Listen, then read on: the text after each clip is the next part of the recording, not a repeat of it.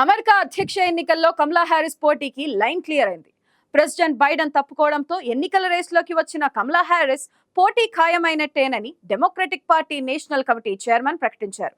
August 22న చికాగోలో జరిగే పార్టీ నేషనల్ కాన్వెన్షన్ లో కమలా హ్యారిస్ పేరును అధ్యక్ష అభ్యర్థిగా ప్రకటించడం లాంఛనమేనని తెలిపారు. పోటీకి అవసరమైన మద్దతును కమలా హ్యారిస్ కూడగట్టుకోవడంతో మిగిలిన అభ్యర్థులెవరూ ఆమె దరిదాపుల్లోకి కూడా రాలేదు. దీంతో ట్రంప్ ను ఓడించేందుకు ఆమె సిద్ధమవుతున్నారు.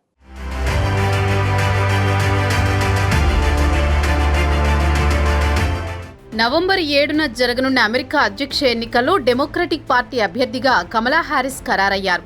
ఈ ఎన్నికల రేసు నుంచి ప్రెసిడెంట్ బైడెన్ తప్పుకుని కమలా హ్యారిస్ కు మద్దతివ్వడంతో ఒక్కసారిగా అమెరికా రాజకీయాలు మలుపు తిరిగాయి. బైడెన్ ను సులువుగా ఓడిస్తానని చెప్పిన ట్రంప్ బైడెన్ స్థానంలో కమలా హ్యారిస్ బరిలోకి రావడంతో కొంత భయపడుతున్నారు.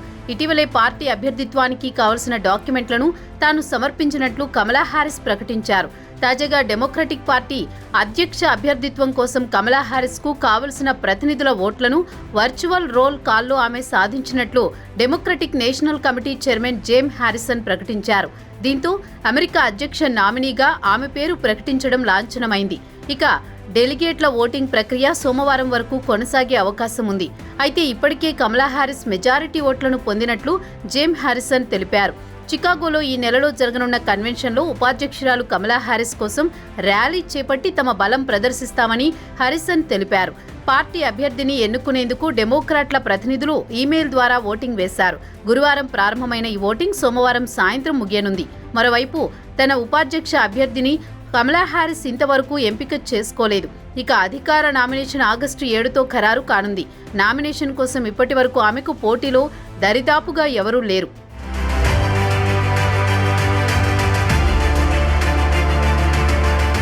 డెమోక్రటిక్ పార్టీ అభ్యర్థిగా ఖరారు కావడంపై కమలా హ్యారిస్ సంతోషం వ్యక్తం చేశారు.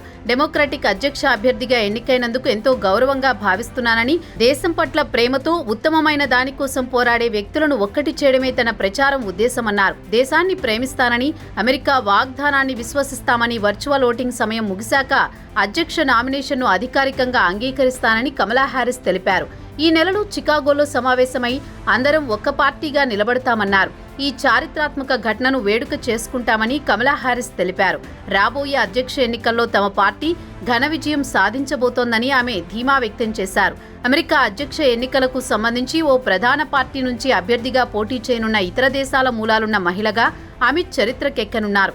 ఆగస్టు 22న చికాగోలో జరగనున్న డెమోక్రటిక్ నేషనల్ కన్వెన్షన్లో ప్రతినిధుల సమక్షంలో ఆమె లాంఛనంగా నామినేషన్ను స్వీకరిస్తారు. అనంతరం ఆ సమావేశంలో తన ఉపాధ్యక్ష అభ్యర్థిని ప్రకటించే అవకాశం ఉంది. అధ్యక్ష అభ్యర్థిత్వం కోసం కమలా హ్యారిస్ కు ప్రతినిధుల మద్దతుతో పాటు మాజీ అధ్యక్షుల మద్దతు కూడా కావాలి. ఇప్పటికే ఆమెకు ప్రస్తుత అధ్యక్షుడు బైడెన్, మాజీ అధ్యక్షుడు బిల్ క్లింటన్ దంపతులు, ఒబామా దంపతులు మద్దతు ప్రకటించారు.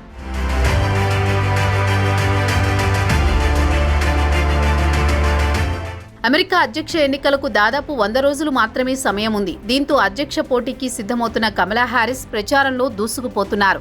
మాజీ అధ్యక్షుడు ట్రంప్ను ఎదుర్కొనేందుకు డెమోక్రాట్ల నుంచి కమలా హ్యారిస్ కు మంచి ఆదరణ లభిస్తోంది. ఇప్పటికే భారీ మొత్తంలో విరాళాలు వెల్లువెత్తుతుండగా ఆమె ప్రచారంలో తాజాగా 3.60 లక్షల మంది వాలంటీర్లు చేరారు. పార్టీలోనూ ఆమెకు మద్దతు పెరుగుతోంది. ప్రచారం ప్రారంభించిన వారం వ్యవధిలోనే దాదాపు $20 కోట్ల ఆమె బృందం సేకరించి రికార్డు సృష్టించింది. వీటిలో ఎక్కువ మొత్తం కొత్త మద్దతుదారుల నుంచి అందినట్టు తెలుస్తోంది. ఎన్నికలు దగ్గర పడుతున్న వేళ తన ప్రత్యర్థి డొనాల్డ్ ట్రంప్ను ఎదుర్కొనేందుకు కమలా హ్యారిస్ తీవ్రంగా ప్రయత్నిస్తున్నారు. దేశవ్యాప్తంగా పర్యటిస్తూ తన ప్రచారాన్ని మరింత ముమ్మరం చేశారు.